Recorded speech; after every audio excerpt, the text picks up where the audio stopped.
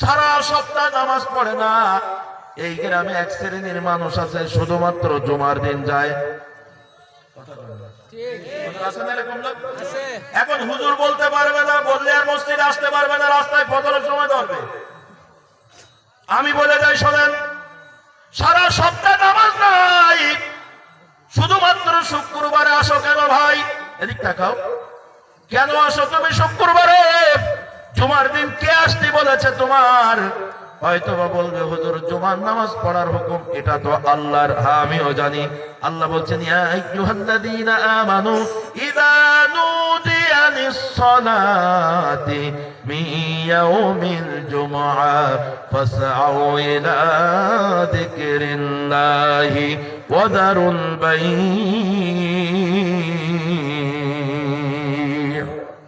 আল্লাহ রাব্বুল আলামিন বলেন, হে ঈমানদারেরা, তোমরা যারা জান্নাত চাও শোনো, জুমার আযান যখন হয়ে যায়, ক্রয় বিক্রয় ব্যবসা বাণিজ্য সব বন্ধ করে দিয়ে আমি আল্লাহ তাআলার জিকিরে শামিল হও। এখানে জিকির শব্দের অর্থ হলো জুমার নামাজ। জোরে আওয়াজ দিয়ে বলেন ঠিক না বেঠিক? এখন আসেন, আপনি অন্য সারা সপ্তাহ নামাজ পড়েন নাই, কার্তিক বাবুর মতন আজান দিলে বসেছিলেন চায়ের দোকানে, সুবল কাকার মতন বসেছিলেন আজান দিলে মসজিদে না এসে ওই চায়ের দোকানে। হিন্দু মানুষগুলো আজান শোনে নাকি শোনে না? শোনার পরে কি বলে জানেন? কান ঝাড়া দেয়, ছাগলের মতো কান ঝাড়া দিয়ে বলে এটা তো আমাদের জন্য না, আজান দিয়েছে মুসলমানদের জন্য। তাই হিন্দু মানুষগুলো আজান শুনলো, কিন্তু তারা আজানকে মূল্যায়ন করে নামাজে আসে না। এটা তার ধর্মীয় অনুভূতি, তার জায়গা থেকে এসে ঠিক আছে। আমাদের সমাজের কিছু নামধারী মুসলমান আছে, ওরা শুধু নামে মুসলমান, ওরা ওই কার্তিক বাবুর মতন আজান শুনে ছাগলের মতন কান ঝাড়া দেয়। ওরা আজান শুনলাম কিন্তু মসজিদে যাব না। কথা বলেন ঠিক না বেঠিক? এখন আসেন, সারা সপ্তাহ নামাজ নাই, জুমার দিন শুধু এসেছেন, তাই আপনাকে বলছি এই নামাজ আপনার কাজে লাগবে না। কেন লাগবে না? আপনার অন্তরের খবর শুরুতেই বলেছিলাম, কেউ জানে না, জানে কে? আরে যারা বলেন জানে কে? এখন আসেন, আপনি জুমার নামাজ পড়তে এসেছেন, হুকুম করেছেন আল্লাহ, মারহাবা, না আসাতে ভালো কাজ করেছেন। আজকের আপনার সারা সপ্তাহের বন্ধুরা, অমুসলিম ভাইরা কেউ আসে নাই, আপনি এসেছেন তো সাধুবাদ জানাই। এখন আসেন ভাই, আপনি জুমার নামাজ পড়েছেন, আমার আল্লাহ হুকুম করেছেন একবার, আর প্রতিদিন 5 ওয়াক্ত নামাজ পড়ার জন্য আমার আল্লাহ হুকুম করেছেন প্রত্যক্ষ পরোক্ষ 82 বার। এখন আজকের মাহফিলে আপনারা যারা জান্নাত চেয়েছেন, যদি বুঝে থাকেন তাহলে বলেন আল্লাহর হুকুম ফরজ হওয়ার জন্য একবার যথেষ্ট, কিন্তু আমার আল্লাহ কেন বারবার 82 বার এই নামাজের কথা বলেছেন? এই ফরজটাকে অধিক মর্যাদা দেওয়ার জন্য, অধিক গুরুত্ব দেওয়ার জন্য একাধিকবার আমার আল্লাহ বলেছেন। কথা বলেন ঠিক না বেঠিক? তাহলে এখন আসেন, যেই লোকটা 5 ওয়াক্ত নামাজ পড়ে না, শুধুমাত্র জুমার দিন এসেছেন, আপনি আল্লাহর খুশির জন্য জুমার মসজিদে আসেন নাই, আপনি এসেছেন আপনার মায়ের ভয়ে। মা বকা দেয়, শুক্রবারের দিন মসজিদে গেলি না, নাইলে আব্বা বকে, নাইলে স্ত্রী বলে আচ্ছা তুমি একটা মানুষ, আজকে শুক্রবারের দিন তাও ছেলেটা গেলি না। না হয় আমি মসজিদের সভাপতি, আমি মসজিদের ক্যাশিয়ার, সেক্রেটারি, যদি শুক্রবারেও না যায় জনগণ বলবে কি সভাপতিও আসেনি?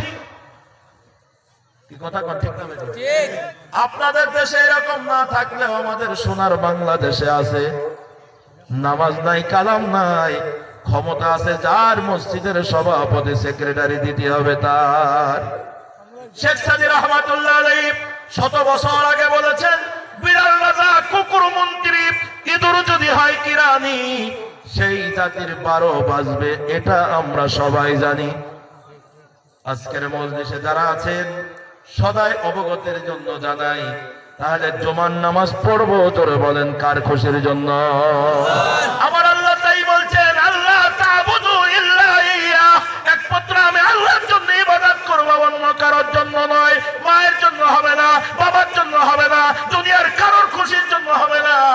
জীবন চলে যাবে, কিন্তু যত ভালো কাজ একমাত্র করব, জোরে বলেন কার খুশির জন্য? বুঝাইতে চাচ্ছিলাম, শুধু কি তাই? এমন কিছু মুসলমান বেটা আছে, এমন কিছু মুসলমান আছে আমাদের সমাজে শুক্রবার কবে হয় তাও জানে না।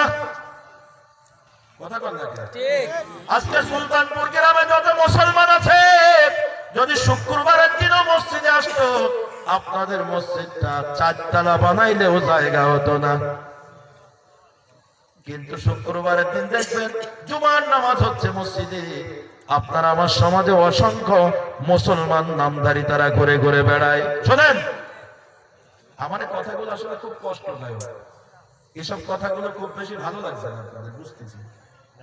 ভালো না লাগার পেছনে কারণ হলো একেবারে নীতি কথা, এটা কলিজার মধ্যে ধাক্কা লাগছেই তো আপনার, কারণ আপনার মধ্যে রোগ আছে। ইবলিস বলবে দোস্ত ওর টাকা, লোক নাই করছে, হুজুর না হয় করেছে না, এলাকার লোক তো করছে না। এই কথা কোন ঠিক না বেটি? একদম নীতি কথা ভাই। মসজিদ কেন্দ্রিক মাহফিল, মসজিদের উন্নয়ন, আবারও বলছি 5 তলা বিল্ডিং উন্নতি নয়, মসজিদের ভিতরে মুসল্লি বেশি, ওই মসজিদটা আমার আল্লাহর কাছে দামি বেশি। এজন্য ভাই মসজিদের সম্পর্কে কিছু কথা বলছি, শেষ কথা বলবো আখের। তবে শুনে রাখেন ভাই, আম গাছে যা বল হয় সবটা আমের গুটি হয়। আমার কথা বোঝেন নাই? সবগুলোকে আমের গুটি হয়? আচ্ছা, যেগুলো আমের গুটি হয় তা কি সব আম হয়? যেগুলো আম হয় সে আম কি সব বড় হয়? আচ্ছা, যে আমগুলো বড় হয় সে আম কি সব পাকে? কথা বলেন না কেন? যে আম পাকে সে আম কি বাড়িওয়ালা সব খেতে পারে? শেষ পর্যন্ত গাছওয়ালার ভাগে 2-4টা পড়ে, তাতে বাড়িওয়ালা গাছওয়ালা খুশি না বেজার? আল্লাহ, হাজার হাজার কোটি কোটি আম দেখেছিলাম, শেষ পর্যন্ত পাইলাম 5টা। এই জান্নাতের বাগানের মালিক কে? যারা বলেন এটা একটা মাঠ, যদিও এখানে মনে হয় ফসল চাষ হয়, এই মুহূর্তে এটা জান্নাতের বাগান। তাই জান্নাতের বাগান মালিক হলেন আল্লাহ তাআলা। এই জান্নাতের বাগানে জান্নাতি মানুষ ছাড়া কোন দুদল্যমান মানুষ টিকে থাকতে পারবে না, সব ঝড়ের মতন পড়বে। রাগ করবেন না ভাই, বলতেছিলাম আপনাদের কাছে যে কথা, একটু সামনের দিকে যায়, এদিকে তাকান, তাহলে আমরা নামাজ পড়বো। জোরে বলেন কার খুশির জন্য? আরো জোরে আওয়াজ দিয়ে বলেন কার?